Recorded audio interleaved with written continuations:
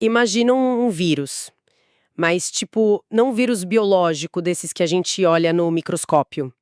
Ah, sim, um vírus diferente. Exato. Imagina um vírus cultural, sabe? Um daqueles que tem uma capacidade de mutação tão perfeita, mas tão assustadora, que ele consegue simplesmente atravessar oceanos, E trocar de hospedeiro, né? sobreviver a séculos de mudanças e, o mais bizarro, infectar o imaginário de um continente inteiro. Ele basicamente se adapta à fauna local, à política e, nossa, até à religião do lugar, só para garantir que nunca seja esquecido. Sabe, o que torna essa sua imagem fascinante é que, se a gente pensa na biologia, a mutação é o mecanismo primário de sobrevivência de qualquer organismo. É assim que eles não morrem. Sim, total. E quando a gente olha para a cultura, o folclore opera sob a mesmíssima regra.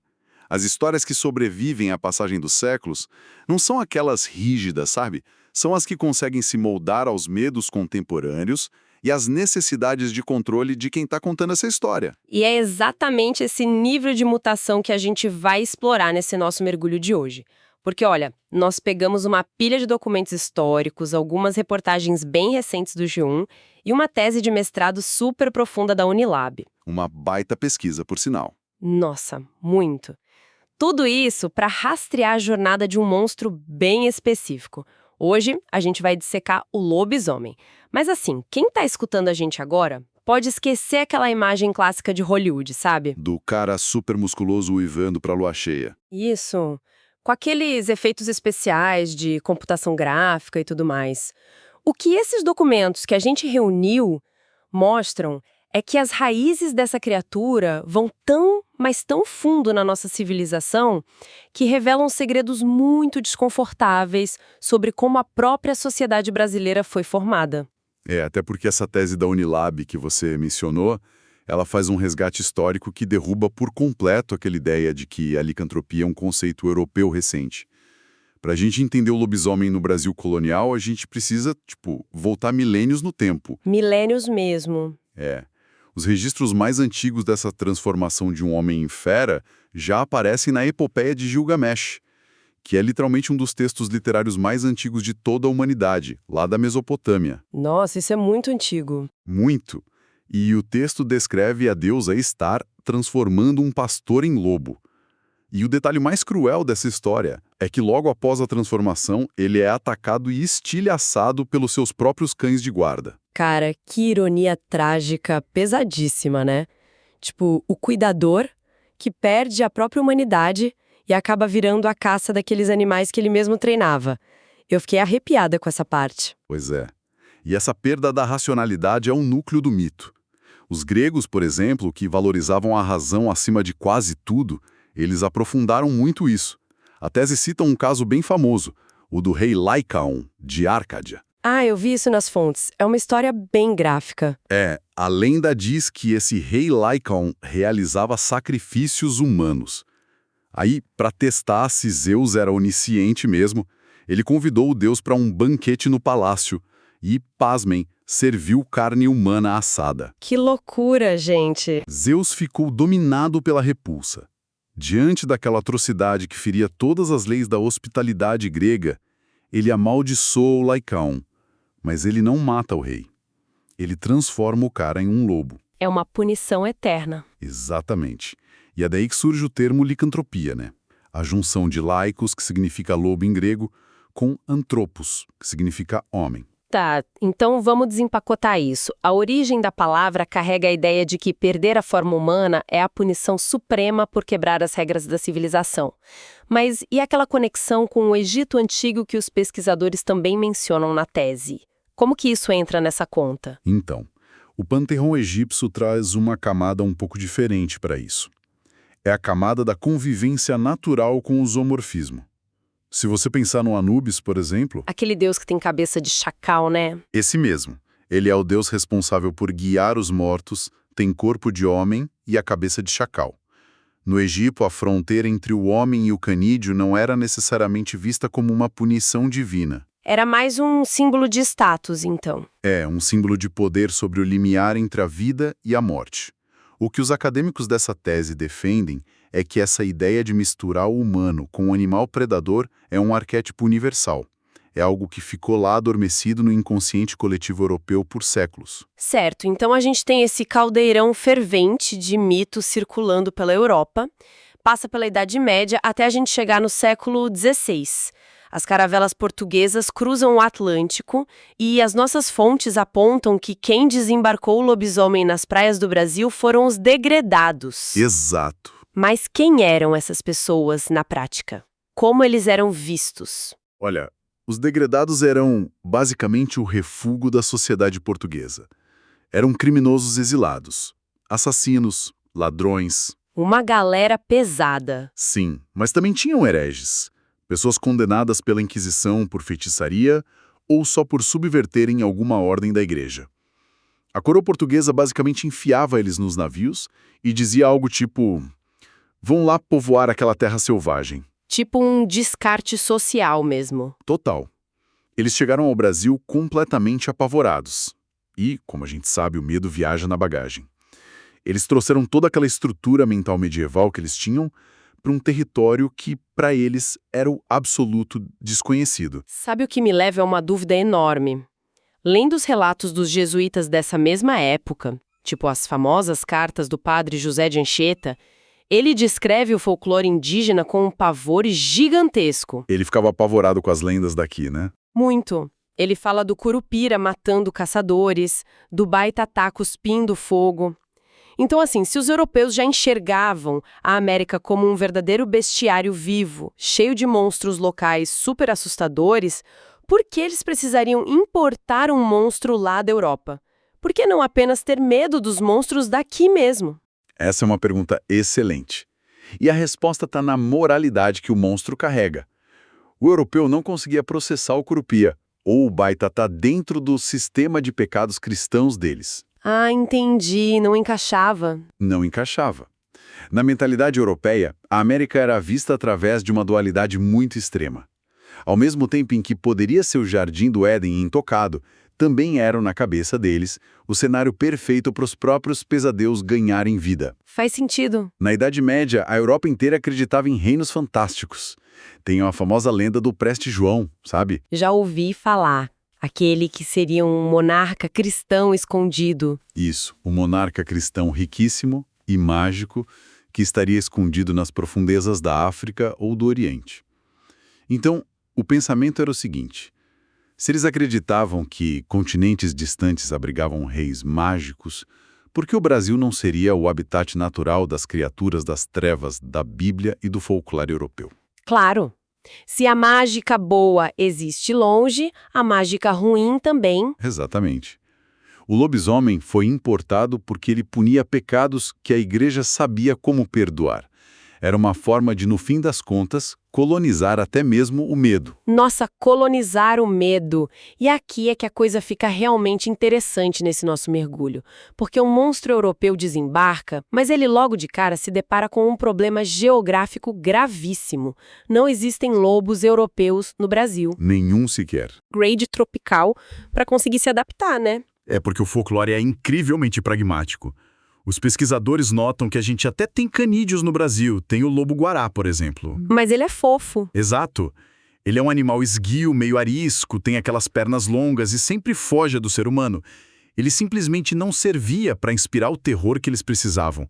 Então a mente colonial precisou dar um jeito de improvisar com a fauna que já estava ali, ao redor das fazendas e dos vilarejos. Tiveram que trabalhar com o que tinham. Isso. O lobisomem brasileiro começa a ser descrito não como aquele lobo clássico de filme.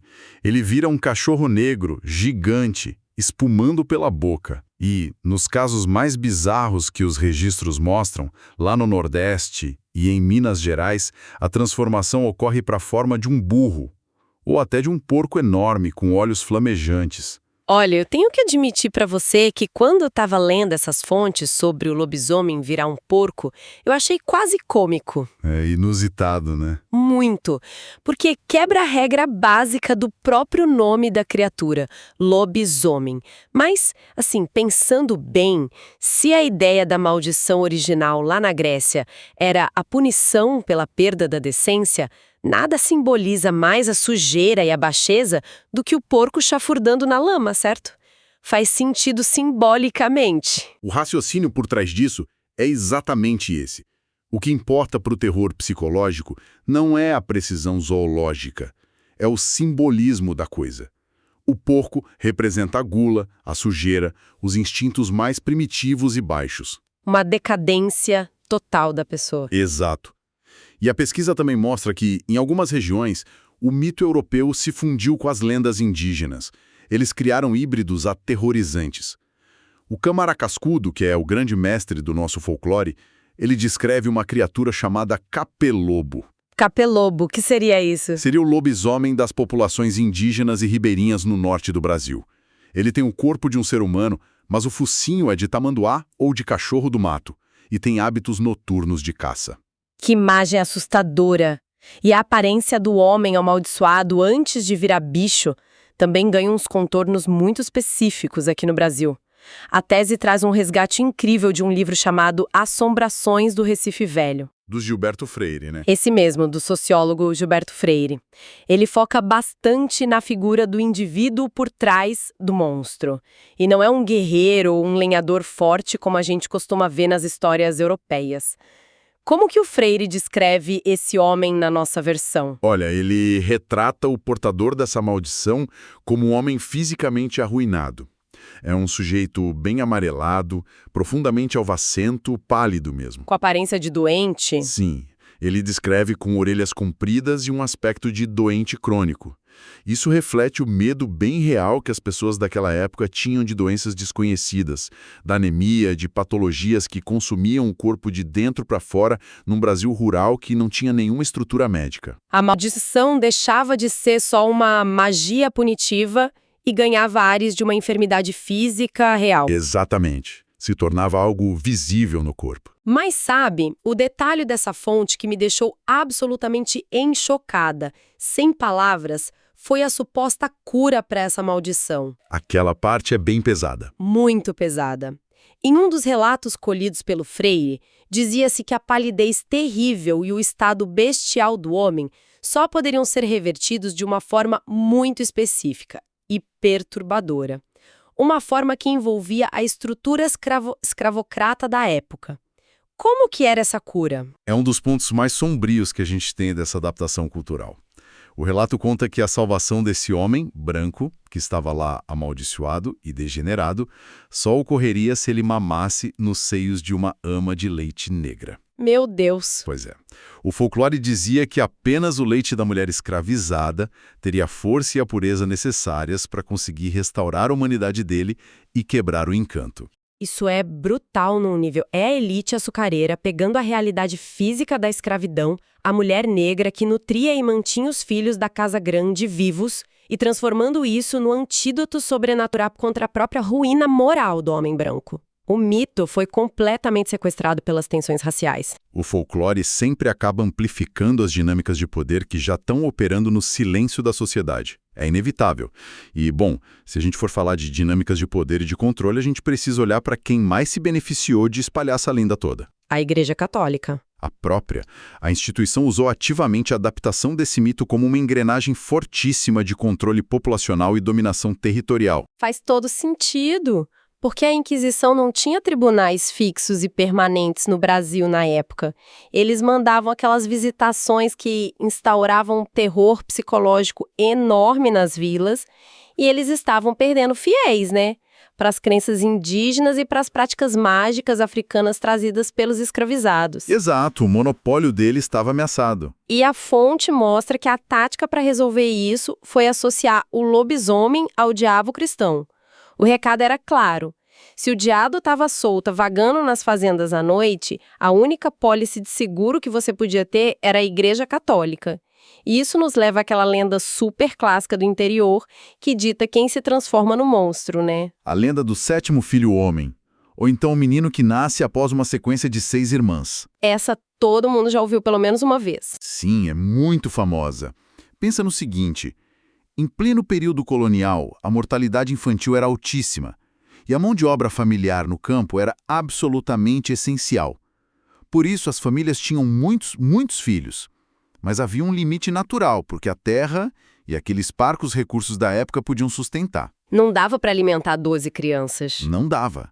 Então espalharam medo de que o sétimo filho traria ruína e o demônio para dentro de casa funcionava na prática como uma barreira psicológica incrível. Era uma forma sutil de pressionar as famílias mais pobres a limitarem a quantidade de filhos. Cara, é impressionante ver isso sob essa ótica. Uma lenda folclórica atuando quase como uma política pública de controle demográfico. Completamente. E os alvos preferenciais do lobisomem também não eram nada aleatórios. A tese acadêmica da Unilab pontua que o bicho atacava preferencialmente duas categorias bem específicas de pessoas. A primeira... Crianças não batizadas, que eles chamavam de pagãos. Exato. Imagina um nível de pânico de uma mãe num vilarejo completamente isolado. Se a criança chorasse muito à noite, o mito dizia que o lobisomem estava ali, farejando o sangue de um bebê que ainda não tinha recebido o selo de Deus. E o que os pais faziam no desespero? Eles corriam para o padre no dia seguinte para garantir o batismo o mais rápido possível. A ameaça invisível do monstro garantia a cristianização imediata daquela população colonial. A igreja não precisava bater de porta em porta mandando batizar as crianças. O medo fazia o trabalho burocrático por ela. Olha, é uma campanha de marketing do medo com uma taxa de conversão altíssima. E a segunda vítima preferencial, segundo os documentos, eram as jovens virgens e donzelas. Sim, tinha esse recorte de gênero bem forte. O que escancara que o ataque não era só sobre um animal querendo devorar alguém. Era uma agressão muito direta à virtude feminina, à castidade, que eram os pilares morais daquela sociedade. A fera representava o sexo, a falta total de controle, e a única forma de afastar o lobo, segundo esses relatos, era rezando o credo e invocando os santos católicos. A oração funcionava ali como um escudo invisível que, no fim das contas, só validava ainda mais o poder do padre da vila. E além de policiar os corpos e o tamanho das famílias, o lobisomem também ajudou a desenhar a forma como o brasileiro entende o próprio espaço físico da cidade. Como assim o espaço da cidade? Aqui a análise fica bem profunda com a teoria do sociólogo Roberto da Mata. Ele dividiu a sociedade brasileira entre os espaços da casa e da rua. Ah, sim, eu li essa parte das fontes. Vamos falar sobre isso. Porque nas lendas que a gente conhece, o lobisomem não é um monstro que mora escondido numa caverna isolada no meio do mato o mês inteiro. Ele é, quase sempre, o patriarca. O cidadão de bem da época. Isso, ele é o marido, ou um fazendeiro super respeitado. Ele pertence ao mundo seguro da casa. E a casa, segundo a teoria do da Mata, é o espaço das regras morais, da família, da etiqueta, de tudo que tem contenção. Mas o que acontece com esse homem tão respeitável na sexta-feira à meia-noite? A maldição entra em cena e obriga a ele a sair dessa casa e cruzar a fronteira perigosa para ir para a rua. A rua, na visão sociológica que o da Mata propõe, é o lugar do imprevisto, do perigo, da malandragem e da libertação total dos instintos. É onde tudo é permitido, de certa forma. Exatamente. O lobisomem vai para os espojadouros, ele chafurda na sujeira, ataca os galinheiros, corre atrás das pessoas, ele se liberta de absolutamente todas as amarras civilizatórias que estão oprimindo ele durante o dia. Mas o detalhe principal, ao amanhecer, ele recolhe as garras e volta para o silêncio e para as regras rígidas da casa, como se nada tivesse acontecido. Sabe, ouvindo você falar, isso me soa muito familiar. Se a gente pensar nas dinâmicas culturais que ainda temos fortes hoje em dia, o lobisomem seria tipo a versão mais sombria e ancestral do folião de carnaval. É uma ótima comparação. O cidadão comum que veste uma fantasia, no caso do lobisomem, ele veste, uma pele de bicho, para ir para a rua no meio da madrugada e cometer todos os excessos e contravenções que a sociedade condena e proíbe severamente dentro de casa no resto do ano. É quase catártico. Essa sua analogia é perfeita, porque ela captura exatamente essa função da catarse. A antropóloga Mary Douglas, através da obra dela sobre pureza e perigo, ela ajuda a complementar essa ideia de um jeito brilhante. Ela argumenta que algo só se torna um tabu assustador de verdade quando mistura categorias que o cérebro humano se esforça demais para manter separadas. Dá um tilt na mente das pessoas. Dá um tilt. O lobisomem causa um horror tão agudo justamente porque ele é uma violação gritante das fronteiras normais. Ele tem a racionalidade de um homem, mas ele atua com o instinto de um animal. Ele transita entre a casa que é segura e a rua que é perigosa. Tudo que não tem uma gavetinha clara na nossa ordem mental e social acaba virando impureza. E a sociedade não perdoa o impuro. Definitivamente não perdoa. E isso, nos relatos históricos, teve um custo real para as pessoas. As fontes que a gente leu deixam muito claro que a acusação de ser lobisomem destruía vidas de verdade. Lendo os casos, a gente percebe logo que as pessoas que eram o alvo desses boatos nunca eram os cidadãos que estavam perfeitamente integrados ao grupo. Nunca eram. O estigma sempre caía sobre os indivíduos marginalizados. Podia ser o cara muito pobre, ou o homem com uma doença crônica não diagnosticada que vagava pela noite porque tinha insônia, ou, no extremo oposto, recaía sobre aqueles coronéis extremamente ricos e excêntricos que não socializavam com ninguém da vila. Eram os que estavam à margem. O boato operava com uma arma social de exclusão formidável. Ao rotular um desafeto ou um marginalizado de lobisomem, a comunidade inteira meio que legitimava o isolamento daquela pessoa. O medo do bicho feio era o mecanismo perfeito que a vizinhança usava para justificar o próprio preconceito. Com certeza. E o mais chocante de tudo é que ecos dessa dinâmica existem até hoje, sabia? Vemos menções a manchetes bem recentes no interior da Bahia. Das aparições? Isso. Onde boatos de aparições misteriosas causam um pânico real na população e acabam isolando moradores locais que não se encaixam direito no padrão da comunidade. A história se repete. É bizarro como isso não morre. Bom, a jornada desse mito é super densa, né? Cheia de repressão social e controle religioso, mas aqui a nossa narrativa dá uma reviravolta que eu acho quase irônica e aterrissa de vez no nosso século XXI. É uma virada em tanto. Nós saímos das fogueiras da Inquisição, saímos do controle demográfico colonial e aterrissamos de paraquedas no interior do estado de São Paulo, onde o nosso monstro sofreu a mutação mais inesperada de todas. Ele simplesmente virou atração turística. É maravilhoso. É o famoso caso de Joanópolis, que está documentado em detalhes pelas reportagens do G1. Para quem não conhece, é um município pequeno, com um pouco mais de 13 mil habitantes, lá na Serra da Mantiqueira. E hoje, a cidade se orgulha de ostentar o título oficial de a capital do lobisomem. Eu achei isso o máximo. E toda essa história da cidade começa de forma muito curiosa lá no passado, em 1878.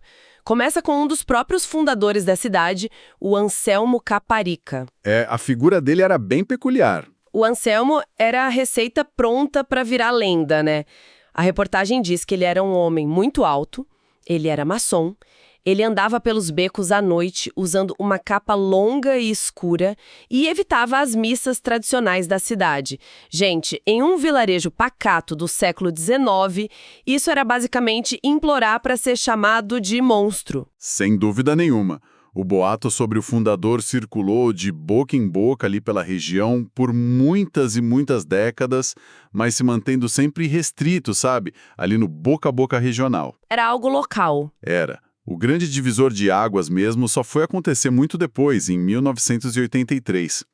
Teve uma folclorista chamada Maria do Rosário, que por uma dessas coincidências maravilhosas e irônicas da história, ela era a neta desse mesmo fundador. Olha o plot twist. Pois é, ela publicou uma tese acadêmica defendendo e registrando as histórias de lobisomem da região de Joanópolis.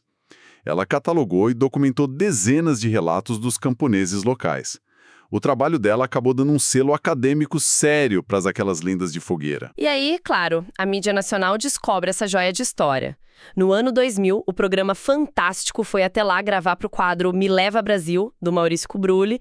E aí, meu amigo, a coisa explodiu. O Brasil inteiro ficou sabendo. Eles mostraram os moradores da cidade jurando de pé junto na frente das câmeras, que viam o bicho.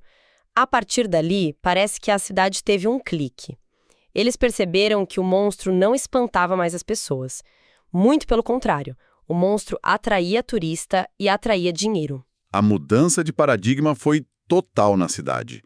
Teve um empresário local, o Walter Cassalho, que percebeu a oportunidade de ouro ali e fundou a Associação dos Criadores de Lobisomem. Criadores de lobisomem, isso é genial. Sim, hoje, se quem está escutando a gente for dar um passeio em Joanópolis, você não vai encontrar aquele medo ancestral.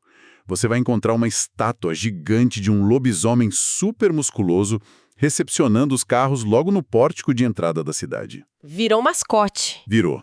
Tem pousadas temáticas, restaurantes com pratos inspirados na lenda, e o comércio vende de tudo: chaveiros, canecas, camisetas da criatura. Sabe, o capitalismo fez em 2 décadas o que séculos de religião e inquisição não conseguiram. Ele domesticou a fera. O que antes era uma maldição que condenava uma família inteira à exclusão social e ao terror noturno, agora fomenta a economia do município no feriadão. É uma virada comercial incrível. E a convivência dos moradores com o mito hoje em dia, segundo as entrevistas, é tão pacífica que chega a ser cômica. É hilária. O presidente da associação conta nas reportagens que o medo foi substituído por uma camaradagem, bizarra. Quando amanhece e alguém encontra um galinheiro destruído, não tem mais caça às bruxas. O vizinho só comenta, meio rindo, e parece que o fulano virou lobisomem de novo essa noite e comeu minhas galinhas, mas ele é gente boa, semana que vem eu cobro o prejuízo. Ah, eu amo o brasileiro. O mito perdeu totalmente aquela capacidade de condenar a alma para o inferno e virou só uma excentricidade perdoável da rua. É o triunfo absoluto da irreverência brasileira, sabe? Absorvendo o monstro e chamando ele para sentar na varanda e tomar um café com bolo.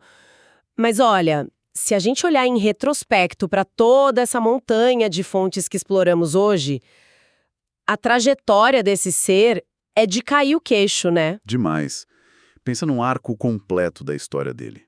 Ele nasce na antiguidade, lá com os deuses simbolizando a perda da razão nas lendas da Grécia e do Egito. Sim. Aí ele atravessa o oceano escuro, confinado nos porões de madeira das caravelas, viajando junto com os criminosos e degredados de Portugal. Ele desembarca no Brasil e logo percebe que precisa trocar os pelos de lobo europeu para conseguir assumir a forma de um porco lamacento ou de um cachorro gigante. Aí ele vira basicamente um funcionário terceirizado da Igreja Católica, atuando como um fiscal noturno rigorosíssimo que obrigava os camponeses a batizarem seus bebês correndo e a pararem de ter filhos depois do 6º herdeiro homem.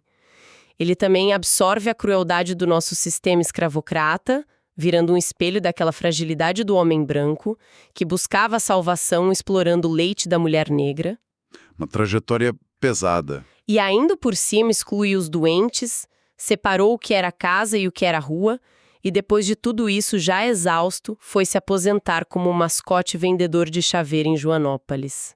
É roteiro de filme. Sabe, o que tudo isso nos diz, de forma muito contundente mesmo, é que estudar o monstro do folclore nunca é perder tempo com fábulas infantis ou com histórias irreais. Estudar o monstro é abrir um espelho implacável que reflete perfeitamente as pessoas que o inventaram. Nós desenhamos os nossos demônios com base nas regras que a gente quer impor aos outros. Uau! Essa exploração de hoje prova por A mais B que cada época molda o fer que precisa para policiar o comportamento e esconder os segredos da sua própria sociedade. No nosso Brasil colonial, esse policiamento visava muito o controle do corpo, do sexo e, claro, da adesão à religião, usando a escuridão do campo e das encruzilhadas rurais como o grande cenário do terror. O medo precisava da escuridão. Mas sabe, tudo isso me deixa com um pensamento bem perturbador para fechar. Uma pergunta que eu quero deixar para quem está nos escutando refletir até o nosso próximo mergulho. O instinto humano de criar o medo para ditar as regras da sociedade, ele nunca desaparece. Ele apenas muda de habitat. Boa. Então, se hoje a gente não tem mais as matas virgens e aquele medo visceral da noite rural, quais seriam os novos lobisomens invisíveis que a nossa sociedade está criando, alimentando e compartilhando em massa hoje em dia para policiar e controlar o nosso comportamento no escuro do mundo digital? Fica aí a reflexão.